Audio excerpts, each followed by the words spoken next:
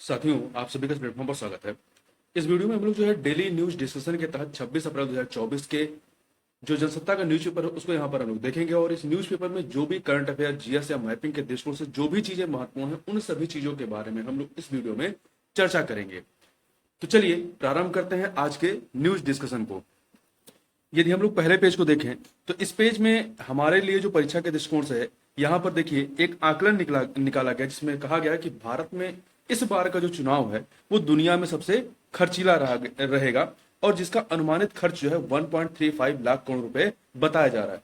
तो ये चुनाव संबंधित जब भी कोई मुद्दा आपके पास आएगा या जो निबंध लेखन होगा या आंसर राइटिंग होगी तो वहां पर आप यहां से कुछ आंकड़ों को लेकर के आप उसका इस्तेमाल कर सकते हैं। देखिए क्या बताया गया इसमें कि इस साल अर्थात 2024 का जो लोकसभा चुनाव हो रहा है, चुनाव खर्च के मामले में पिछले रिकॉर्ड टूट सकते हैं इसमें और भारत में दुनिया की सबसे खर्चीली चुनावी कवायद देखने को मिल सकती है। चुनाव विशेषज्ञों की राय में इस बार लोकसभा चुनाव में अनुमानित खर्च के 1.35 लाख करोड़ रुपए तक पहुंचने की संभावना है, जो 2019 में खर्च किए गए 60,000 करोड़ रुपए के से दुगने से भी अधिक है। इस व्यापक व्यय में ये जो खर्चा है इसमें क्या क्या चीजें शामिल है? इसमें राजनीतिक दलों और संगठनों, उम्मीदवारों, सरकार और निर्वाचन आयोग सहित चुनावों से संबंधित प्रत्यक्ष या परोक्ष सभी खर्च शामिल है।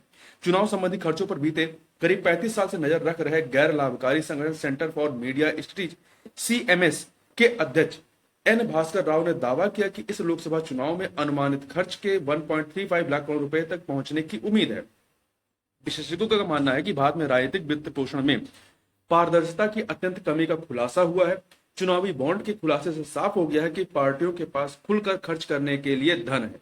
राजनीतिक दलों ने उस धन को खर्च करने के लिए रास्ते तैयार कर लिए हैं। भारतीय जनता पार्टी इस चुनाव में प्रधानमंत्री नरेंद्र मोदी के नेतृत्व में लगातार तीसरी बार सरकार बनाने का प्रयास कर रही है। चुनाव प्रचार में हो रहे खर्च के मामले में यह पार्टी अर्थात बीजेपी अपने प्रतिद्वंदियों पर भारी पड़ रही है। एन भास्कर राव के मुताबिक उन्होंने प्रारंभिक व्यय अनुमान को 1.2 लाख करोड़ रुपए से संशोधित कर 1.35 लाख करोड़ रुपए कर दिया है, जिसमें चुनावी बॉन्ड के खुलासे के बाद के आंकड़े और सभी चुनाव संबंधित खर्चों का हिसाब शामिल है। Association for democratic reforms ADR ने हाल ही में भारत में राजनीतिक वित्त पोषण में पारदर्शिता की अत्यंत कमी की ओर इशारा किया था। ADR ने दावा किया कि 2004 से 2005 से 2022-23 तक देश के 6 प्रमुख राजनीतिक दलों को कुल 19,083 करोड़ रुपए का लगभग 60% योगदान अज्ञात स्रोतों से मिला, जिसमें चुनावी बॉन्ड से प्राप्त धन भी शामिल था। हालांकि ADR ने इस लोकसभा चुनाव के लिए कुल चुनाव व्यय का कोई अनुमानित आंकड़ा पेश नहीं किया है। Centre for media studies CMS के भास्कर राव ने कहा कि चुनाव पूर्व गतिविधियां पार्टियों और उम्मीदवारों के प्रचार खर्च का अभिन्न अंग है, जिनमें राजनीतिक रैलियां, परिवहन, कार्यकर्ताओं की नियुक्ति और यहां तक कि नेताओं की विवादास्पद खरीद फरोख्त भी शामिल है। उन्होंने कहा कि चुनाव के प्रबंधन के लिए निर्वाचन आयोग का बजट कुल व्यय अनुमान का 10 से 15% होने की उम्मीद है। वाशिंगटन DC से संचालित गैर लाभकारी संस्थान OpenSecret.org के अनुसार भारत में 96.6 करोड़ मतदाताओं के साथ प्रति मतदाता खर्च लगभग 1400 रुपए होने का अनुमान है। मतलब एक मतदाता पे खर्च 1400 रुपए है। उसने कहा कि यह खर्च 2020 के अमेरिकी चुनाव के खर्च से ज्यादा है, जो 14.4 अरब डॉलर या लगभग 1.2 लाख करोड़ रुपए था। विज्ञापन एजेंसी डेंशु क्रिएटिव के मुख्य कार्यकारी अधिकारी अमित बाधवा ने कहा कि इस साल डिजिटल प्रचार बहुत ज्यादा हो रहा है। उन्होंने कहा कि राजनीतिक दल कॉर्पोरेट ब्रांड की तरह काम कर रहे हैं और पेशेवर एजेंसियों की सेवाएं ले रहे हैं।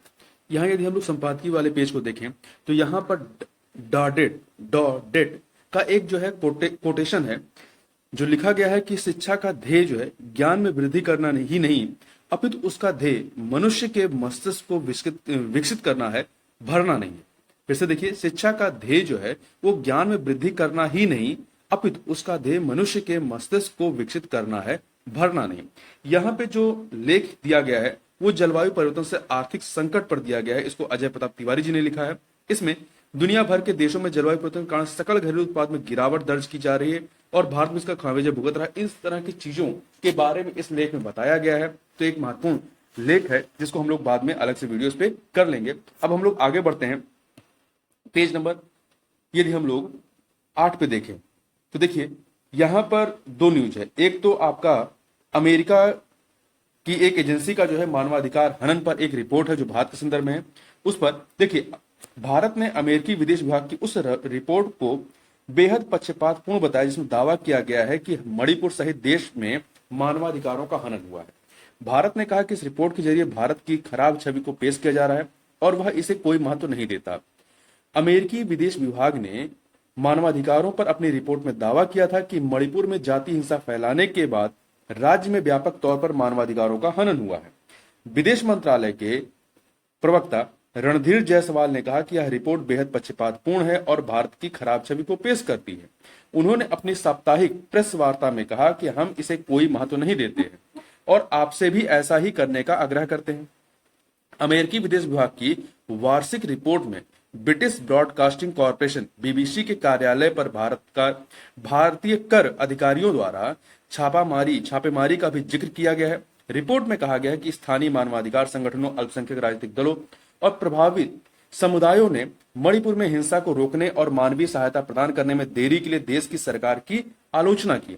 बीबीसी कार्यालयों पर कर छापेमारी का जिक्र करते हुए रिपोर्ट में कहा गया है कि हालांकि कर अधिकारियों ने छापेमारी को बीबीसी के कर भुगतान और स्वामित्व संरचना में अनियमितताओं से प्रेरित बताया है।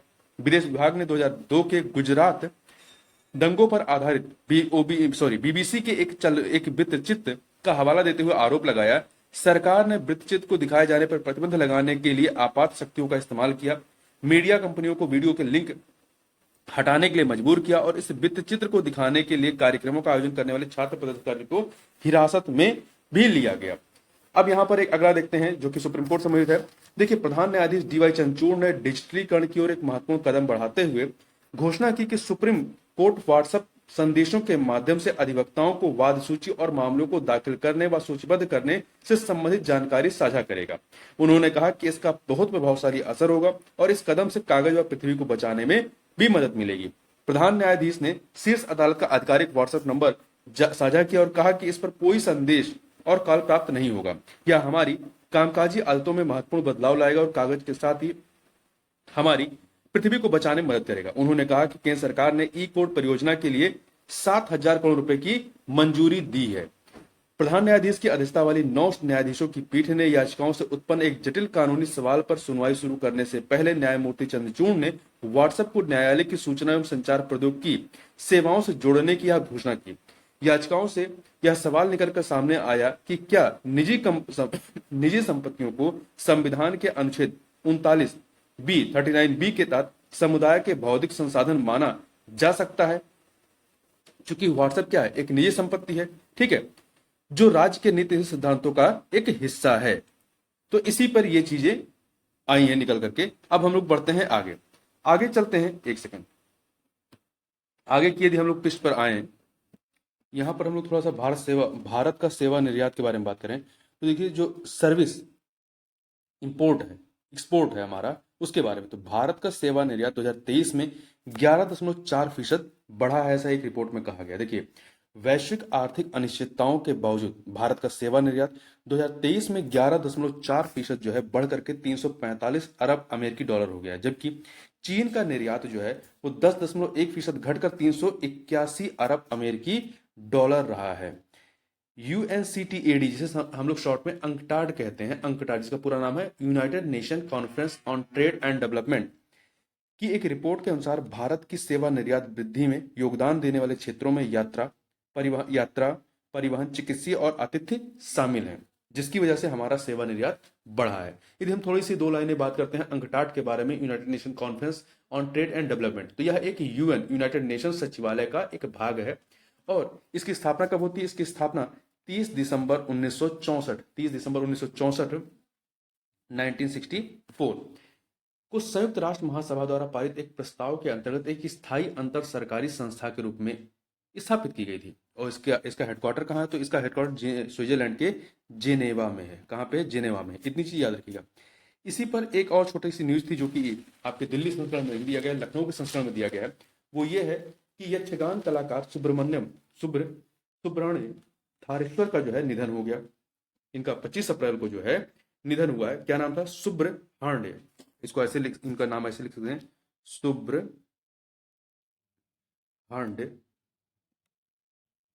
थारेश्वर। ये यक्षगान कलाकार रहे। अपनी मखमली आवाज के लिए भगवत श्रेष्ठ के नाम से, किस नाम से? भगवत श्रेष्ठ के नाम से चर्चित यक्षगान कलाकार सुब्रमण्यम थानेश्वर थारेश्वर, नाम क्या है, धारेश्वर है, थारेश्वर नहीं धारेश्वर का 67 वर्ष की उम्र में जो है 25 अप्रैल को बेंगलुरु में, कर्नाटक के बेंगलुरु में निधन हो गया। ध्यान रखिएगा। इनके बारे में और बात करें तो बडगु थिट्टू संस्करण में यक्षगान को अनोखे रूप में पेश कर इसकी लहर पैदा करने वाले कलिंग नवादा के निधन के बाद सुब्रमण्य धारेश्वर जो है ने इस कला को नई ऊंचाइयों पर पहुंचाया। इनसे पहले एक जो बड़ा नाम था वो था कलिंग नवादा का। यदि हम लोग यक्षगान के बारे में बात करें तो ये तटीय कर्नाटक की एक अनूठी नृत्य कला है। नृत्य कला यक्षगान है, ठीक है। तो यक्षगान कहाँ संबंधित है, तो ये आपका कर्नाटका से संबंधित है। अब आगे थोड़ा सा बात करते हैं। आगे यहाँ पर एक सेकेंड, वित्त मंत्रालय ने एक आर्थिक समीक्षा रिपोर्ट जारी की है, उसके बारे में यदि बात करें तो इसमें कहा गया कि भारत दुनिया में सबसे तेजी से बढ़ती प्रमुख अर्थव्यवस्था है। अनिश्चित वैश्विक परिस्थितियों के बीच मजबूत वृद्धि, मूल्य स्थिरता और बाहरी क्षेत्र के स्थिर दृष्टिकोण से भारत के आशाजनक आर्थिक प्रदर्शन का समर्थन मिलना जारी है। वित्त मंत्रालय की एक रिपोर्ट में यह आकलन किया गया है।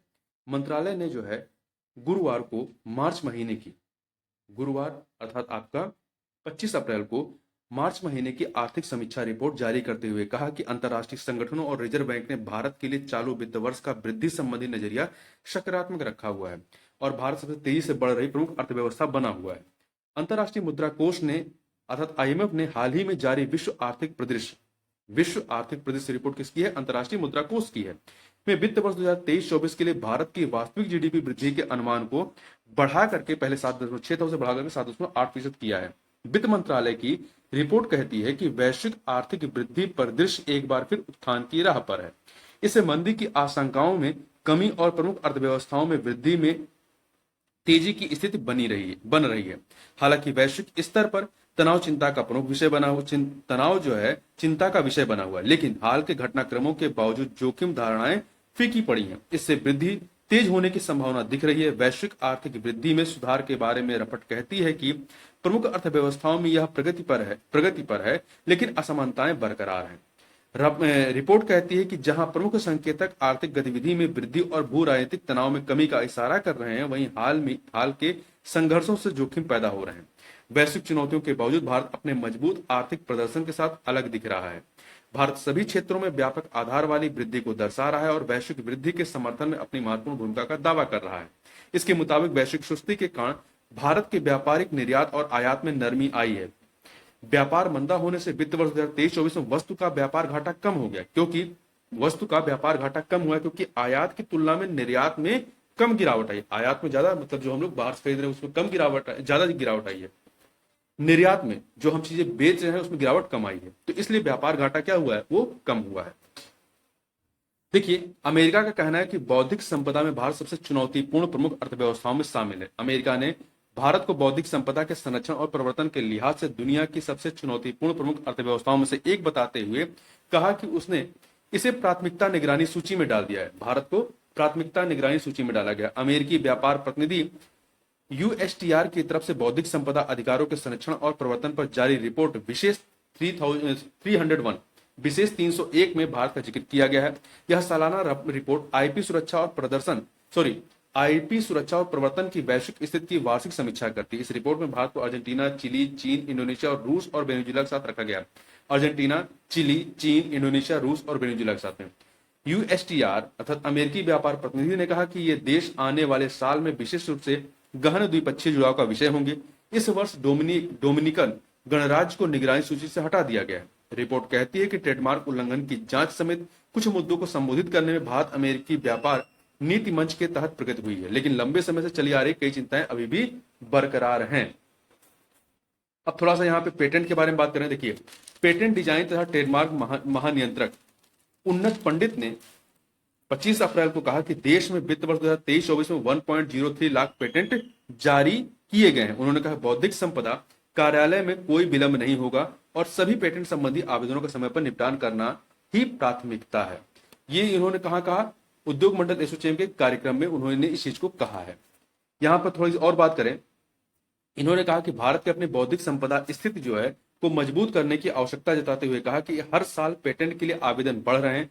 2023-24 में पेटेंट के लिए 90,300 आवेदन मिले, जिसमें से न केवल विज्ञान और प्रौद्योगिकी बल्कि सुरक्षा क्षेत्र पर भी पर्याप्त जोर है। पेटेंट के लिए आवेदन की उच्च संख्या शोध के क्षेत्र में बढ़ते कदम और भरोसे को बताता है। वाणिज्य और उद्योग मंत्रालय ने पहले कहा था कि देश में हर 6 मिनट में एक प्रौद्योगिकी बौद्धिक संपदा सुरक्षा की मांग कर रही है। 2023 में अब तक के उच्चतम 90,300 पेटेंट आवेदन प्राप्त हुए हैं। थोड़ा सा यदि हम लोग बात करें पेटेंट डिजाइन तथा ट्रेडमार्क महानियंत्रक की, जो शॉर्ट में हम लोग कहते हैं इंग्लिश में, शॉर्ट में इसका नाम है CGPDTM, ठीक है। पेटेंट डिजाइन तथा ट्रेडमार्क महानियंत्रक यह भारत में पेटेंट देने, डिजाइन पंजीकृत करने और ट्रेडमार्क प्रबंधित करने के लिए जिम्मेदार आधिकारिक सरकारी एजेंसी है। ये किस मंत्रालय के तहत कार्य करती है? तो ये वाणिज्य एवं उद्योग मंत्रालय के तहत कार्य करती है, ठीक है। इतनी चीजें यहां पर आप याद रखिएगा। यहां पे एक न्यूज और है कि सरकार ने, अर्थात भारत सरकार ने 3 बंदरगाहों से सफेद प्याज के निर्यात की अनुमति दी है। सरकार ने निर्यात प्रतिबंध में ढील देते हुए 25 अप्रैल को कहा कि 3 बंदरगाहों से 2000 टन तक सफेद प्याज के निर्यात की अनुमति दे दी है। विदेश व्यापार महानिदेशालय ने एक अधिसूचना में कहा कि निर्यातक को निर्यात किए जाने वाले सफेद प्याज की सामग्री और मात्रा को लेकर गुजरात सरकार के बागवानी आयुक्त से प्रमाण पत्र प्राप्त करना होगा। इसमें कहा गया है कि तत्काल प्रभाव से निर्दिष्ट बंदरगाहों के माध्यम से 2000 टन तक सफेद प्याज के निर्यात की अनुमति दी गई है। यह निर्यात 3 बंदरगाहों से, मुद्रा बंदरगाह, पीपा वाव बंदरगाह और नाहवा शेव या JNPT बंदरगाह से करने की अनुमति है। राजनीतिक रूप से संवेदनशील वस्तु प्याज के निर्यात पर सामान्य तौर पर प्रतिबंध लगा दिया गया है। अब थोड़ा सा इन 3 बंदरगाहों के बारे में बात करें, कई बार मिलान करने के लिए पूछ सकता है। मुद्रा बंदरगाह की बात करें तो मुद्रा बंदरगाह कहां पे? गुजरात के कच्छ जिले में, कच्छ की खाड़ी में है, तो गुजरात में। और यह भारत का पहला निजी बंदरगाह, ध्यान रखें, मुद्रा बंदरगाह भारत का पहला निजी बंदरगाह है। दूसरा पीपा वाव बंदरगाह, ये भी गुजरात में, गुजरात के अमरेली जिला में, जो सौराष्ट्र वाला इलाका है, वहां पर ये स्थित है। ये निजी क्षेत्र का जो है मुद्रा बंदरगाह के बाद दूसरा बंदरगाह, ये भी निजी क्षेत्र का पर दूसरा बंदरगाह, पहला आपका मुद्रा बंदरगाह है। अब हम लोग तीसरे की बात करते हैं, नहाव शेवा या JNPT। नहाव शेवा बंदरगाह या जवाहरलाल नेहरू बंदरगाह कहते हैं, JNPT। ये कहां पर है? महाराष्ट्र के नवी मुंबई में स्थित है। इसकी स्थापना 1989 में ये अधिकृत किया गया था, ठीक है। अब हम लोग बढ़ते हैं आगे यदि हम लोग देखें, एक सेकेंड, अगले पेज पे चलते हैं। यहां पर अंतरिक्ष में परमाणु हथियारों की होड़ पर बात कर लेते हैं।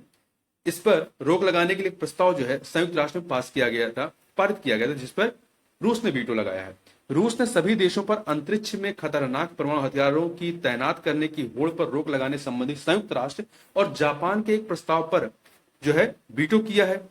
कब किया है? 24 अप्रैल को। 15 सदस्यीय संयुक्त राष्ट्र सुरक्षा परिषद, जिसमें से 10 जो है 2 वर्ष के लिए चुने जाते हैं और 5 जो है स्थायी होते हैं। स्थायी में रूस भी शामिल है। तो 15 सदस्यीय संयुक्त राष्ट्र सुरक्षा परिषद में 13 देशों ने प्रस्ताव के पक्ष में मतदान किया, जबकि रूस ने इसका विरोध किया और चाइना इस मामले में नदारद रहा।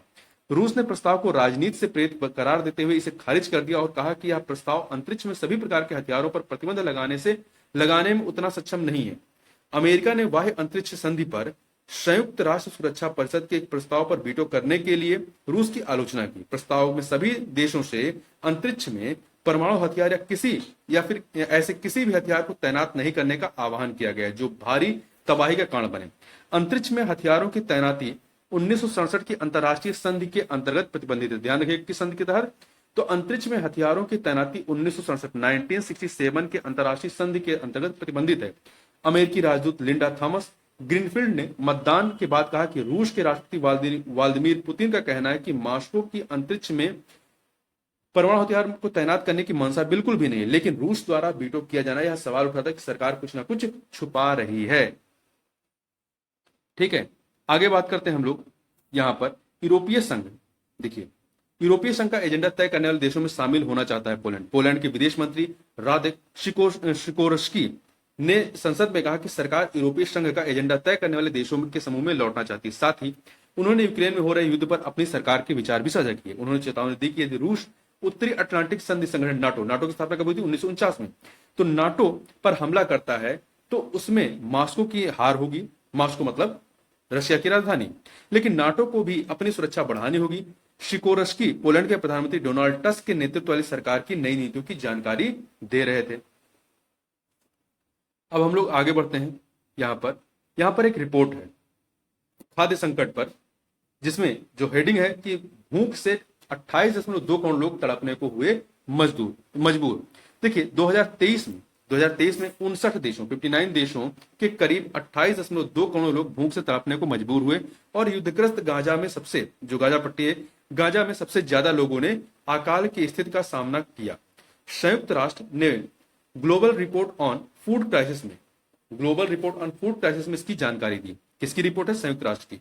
रिपोर्ट के मुताबिक 2022 में 2.4 करोड़ से अधिक लोगों को खाद्य सामग्री की भारी कमी से जूझना पड़ा, जिसकी वजह विशेष तौर पर गाजा पट्टी और सूडान में खाद्य सुरक्षा के बिगड़े हालात थे। खाद्य संकट वाले देशों की संख्या में भी वृद्धि हुई, जिनकी निगरानी की जा रही है। संयुक्त राष्ट्र के खाद्य एवं कृषि संगठन के मुख्य अर्थशास्त्री मैक्सिमो टेरोरो ने बताया कि अंतरराष्ट्रीय विशेषज्ञों ने भूख का एक पैमाना तय किया, जिसमें 5 देशों के 7,05,000 लोग 5वें चरण में, जिसे उच्च स्तर माना जाता है।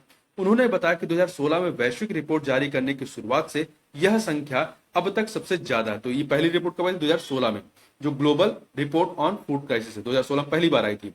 ठीक है, वर्ष 2016 में दर्ज संख्या के मुकाबले इसमें 4 गुना वृद्धि हो चुकी है। अर्थशास्त्री ने बताया कि गंभीर अकाल का सामना कर रहे लोगों में से 80% लोग यानी 5,77,000 सिर्फ गाजा में है। वहीं दक्षिणी सूडान, बुर्किना फासो, सोमालिया और माली में हजारों लोग भूख से तड़प रहे हैं।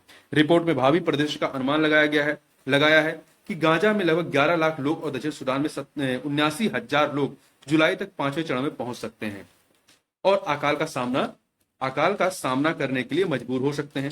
इजराइल और हमास के बीच जो है वो 7 माह से युद्ध जारी है। रिपोर्ट के मुताबिक संघर्ष के कारण हैती में खाद्य असुरक्षा बढ़ेगी। ठीक है, यहां पर और थोड़ा सा आगे चलते हैं। यहां पर एक न्यूज और थी जो कि यहां पर नहीं दी गई है आपके दिल्ली संस्करण में। ये चीज दी गई है किसमें? लखनऊ संस्करण।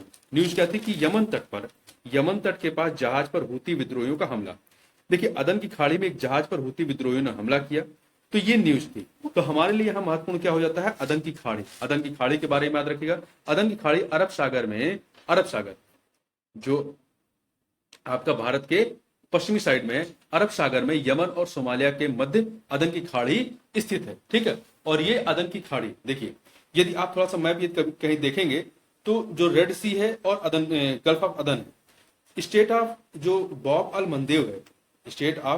मंदेव, ये रेड सी को जो है गल्फ ऑफ अदन से ही जोड़ने का कार्य करता है। ठीक है, तो इतनी चीजों को आप यहां पर ध्यान रखिएगा। ठीक है, तो इस प्रकार से आप देखें तो इस वीडियो में बस इतना ही, क्योंकि खेल प्रदेश में ऐसा कुछ नहीं है जो आपको याद रखना है। एक सेकंड, यहाँ पे 2 न्यूज और है, उसको भी थोड़ा सा देख लेते हैं, फिर खत्म करते हैं। पहला, सुप्रीम कोर्ट ने कहा कि पत्नी की स्त्री धन पर कोई अधिकार नहीं है। पत्नी के स्त्री धन पर कोई अधिकार नहीं। देखिए, सुप्रीम कोर्ट ने कहा कि एक पति का अपनी पत्नी की स्त्री धन पर कोई नियंत्रण नहीं होता और भले ही वह संकट के समय इसका उपयोग कर सकता है, लेकिन उसका नैतिक दायित्व है कि वह उसे अपनी पत्नी को लौटाए। न्यायालय ने महिला को उसका 25 लाख रुपए का सोना लौटाने का निर्देश भी उसके पति को दिया। इस मामले में महिला ने दावा किया था कि उसकी शादी के समय उसके परिवार ने 89 सोने के सिक्के उपहार में दिए थे। शादी के बाद उसके पिता ने उसके पति को 2 लाख रुपए का चेक भी दिया था। महिला के मुताबिक शादी की पहली रात पति ने उसके सारे आभूषण ले लिए और सुरक्षित रखने के बहाने से अपनी मां को दे दिए। महिला ने आरोप लगाया कि पति और उसकी मां ने अपने कर्ज को चुकाने में उसके सारे जेवर का दुरुपयोग किया। कुटुंब अदालत ने 2011 में कहा था कि पति और उसकी मां ने वास्तव में अपीलकर्ता महिला के सोने के आभूषण का दुरुपयोग किया है और इसलिए वह इस नुकसान की भरपाई की हकदार है। केरल उच्च न्यायालय ने कुटुंब अदालत द्वारा दी गई राहत को आंशिक रूप से खारिज करते हुए कहा कि महिला पति और उसकी मां द्वारा सोने के आभूषणों की हेराफेरी को साबित नहीं कर पाई। तब महिला ने उच्चतम न्यायालय का रुख किया। न्यायमूर्ति संजीव खन्ना और न्यायमूर्ति दीपांकर दत्ता की पीठ ने कहा कि स्त्री धन पत्नी और पति की संयुक्त संपत्ति नहीं होती और पति के पास मालिक के रूप में संपत्ति पर कोई अधिकार या स्वतंत्र प्रभुत्व नहीं होता है। स्त्री धन जो स्त्री को विवाह के समय अपने मायके से या ससुराल पक्ष से जो भी मिलता है या शादी के बाद जो भी अपने परिवार से या किसी से जो कह सकते हैं गिफ्ट वगैरह मिलते हैं, वो सभी स्त्री धन के तहत आते हैं। अगला है यहाँ पर देखिए, दक्षिण अफ्रीका से चीते लाए जाएंगे। मध्य प्रदेश के गांधी सागर वन्यजीव अभ्यारण्य, ध्यान रखिएगा, गांधी सागर वन्यजीव अभ्यारण्य कहाँ पे? मध्य प्रदेश में। एक बाढ़ वाले क्षेत्र में 5 से 8 चीतों को संभवतः साल किया था 2024 के आखिर में छोड़ा जाएगा ताकि उन्हें प्रजनन के लिए वातावरण और अनुकूल मौसम मिले। दक्षिण अफ्रीका के प्रतिनिधिमंडल चीतों को लाने के लिए गांधी सागर में तैयारियों और पूनो राष्ट्रीय उद्यान में परियोजना की प्रगति की समीक्षा करने के लिए भारत पहुंचा था। राष्ट्रीय बाघ संरक्षण प्राधिकरण एनटीसीए राष्ट्रीय बाघ संरक्षण प्राधिकरण ने लिखा कि दक्षिण अफ्रीका के अधिकारियों ने मध्य प्रदेश के गांधी सागर वन्यजीव अभ्यारण्य का दौरा किया और उन्हें महत्वाकांक्षी प्रोजेक्ट चीता के तहत चीतों को लाने की तैयारियों से अवगत कराया गया। पशु चिकित्सा सुविधाओं का जायजा लेते समय बहुमूल्य जानकारी साझा की गई। तो इतनी चीजों को यहाँ पे याद रखिएगा। और एक चीज और यहाँ पे देखिए, राष्ट्रीय हरित अधिकरण एनजीटी, इसकी स्थापना कब हुई थी? 2010 में। ध्यान रखिएगा, राष्ट्रीय हरित अधिकरण एनजीटी ने उत्तराखंड सरकार को निर्देश दिया कि वह महीने भर के अंदर तीर्थयात्रियों को ले जाने वाले खच्चरों की अस्थायी वहन क्षमता तय करे। ये खच्चर केदारनाथ, हेमकुंड साहिब, यमुनोत्री और गोमुख तीर्थ यात्रा मार्ग पर यात्रियों को गंतव्य तक पहुंचाते हैं। एनजीटी संबंधित अधिकारियों से तीर्थयात्रियों को ले जाने वाले खच्चरों की वहन क्षमता तय करने के लिए 1 साल में अध्ययन पूरा करने के लिए कहा है। एनजीटी उस याचिका पर सुनवाई कर रहा था जिसमें 4 तीर्थ मार्गों पर पर्यावरण मानदंडों के बड़े पैमाने पर अनियमित उल्लंघन का दावा किया गया, जिसमें मार्ग पर अनियंत्रित खच्चरों के गोबर, अपशिष्ट या शवों को पाया जाना शामिल है। एनजीटी के अध्यक्ष न्यायमूर्ति प्रकाश श्रीवास्तव, कौन अध्यक्ष हैं? प्रकाश श्रीवास्तव की पीठ ने कहा कि आपने रिपोर्ट दाखिल नहीं की। ध्यान रखिएगा एनजीटी ने के डिसीजन के बारे में। तो इस प्रकार से इस वीडियो में बस इतना ही, क्योंकि इसमें जो है आपका खेल प्रदेश में ऐसा कुछ नहीं है जिसको आपको याद करने की जरूरत है। तो इस वीडियो में बस इतना ही। मिलते हैं नेक्स्ट वीडियो में, तब तक के लिए बहुत बहुत धन्यवाद।